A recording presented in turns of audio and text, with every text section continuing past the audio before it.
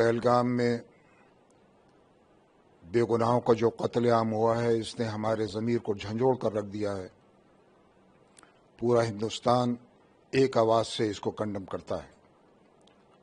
मजहबी शनाख्त को बुनियाद बनाकर बेगुनाहों का कत्ल किया जाना नाकाबिल माफ़ी जुर्म है और सख्त सज़ा का मुस्तहिक़ है। मैं आज सोगवार ख़ानदानों के गम में बराबर का शरीक हूँ और आइंदा आने वाले जुमे को इस हवाले से जामे मस्जिद से खिताब भी करूँगा कि ये नया भारत है, चुप नहीं रहता, जवाब देता है।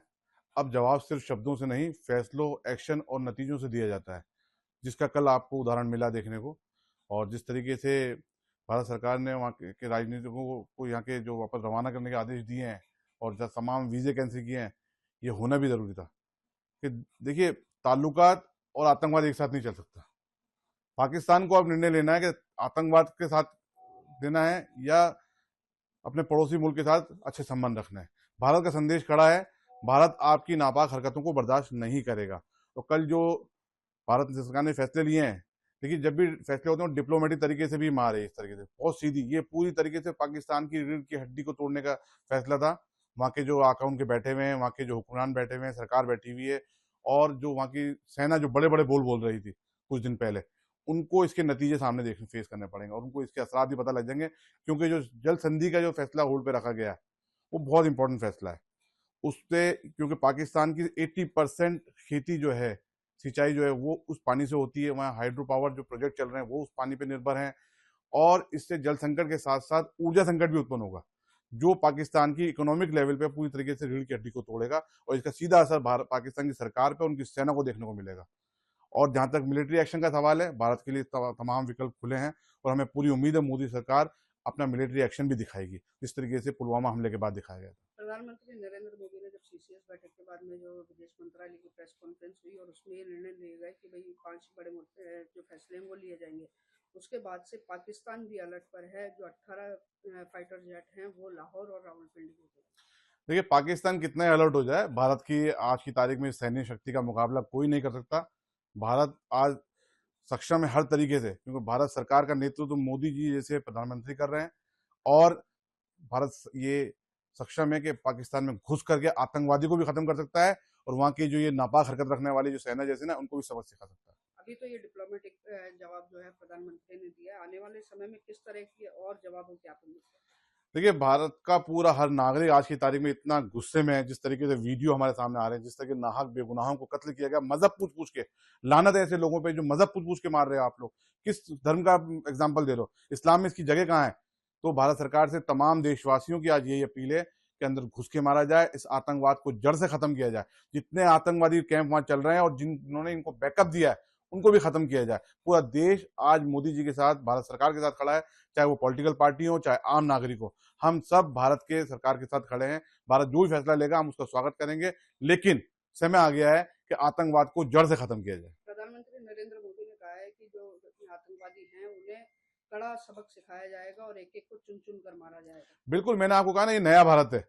अब जवाब सिर्फ शब्दों से नहीं, फैसलों, एक्शन और नतीजों से दिया जाता है और मोदी सरकार से हमें पूरी यही उम्मीद है कि चुन चुन के मारा जाएगा जिन जिन लोगों ने नाहक बेगुनाहों का कत्ल किया है, उन आतंकवादियों को भी, उनको बैकअप करने वालों को भी।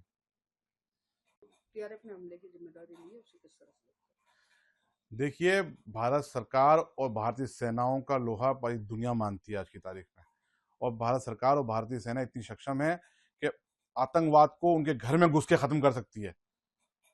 पाकिस्तान ये ना भूले कि 1965 की जंग के अंदर भारतीय सेनाओं ने लाहौर में जाके चाय पी थी।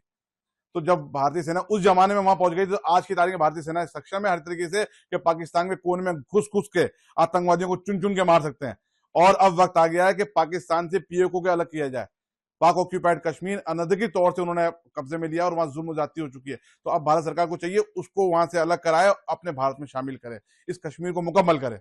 ये जो कश्मीर में हादसा जो हुआ है, ये आतंकवादी नापाक साजिशें और नापाक मंसूबे जो हमारे बेगुनाह हिंदू भाइयों पर जो हमला हुआ है, हम उनको सख्त शब्दों में उसको वखोड़ते हैं और उसकी मजम्मत करते हैं। और जो भाईचारा हमारे देश में है वो हमेशा से है और रहेगा, जिसको बिगाड़ने के लिए ये पाकिस्तान की नापाक साजिशें और ये जो है इनके पालतू आतंकवादी जिसकी नापाक साजिशों को हिंदुस्तान में जो है कामयाब कभी नहीं हुए और होने भी नहीं देंगे इंशाअल्लाह। हम सब हिंदू मुसलमान एक दूसरे के भाई हैं और इस गम में जो 27 बेगुनाह की जो जान गई है वो शहीद हुए हैं, हम उनके गम में बराबर शरीक हैं और इंशाअल्लाह हमारा भाईचारा जो है वो हमेशा बना रहेगा। हम इसको सख्त शब्दों से वखोड़ते हैं और इनकी मजम्मत करते हैं और भारत सरकार से कहते हैं कि अब जो है ये सब्र का वक्त नहीं है, अब सब्र का पैमाना छलका जा रहा है, लिहाजा इसका जल्दी से जल्दी कोई उपाय किया जाए और उन जालिमों को उनकी सजा दी जाए।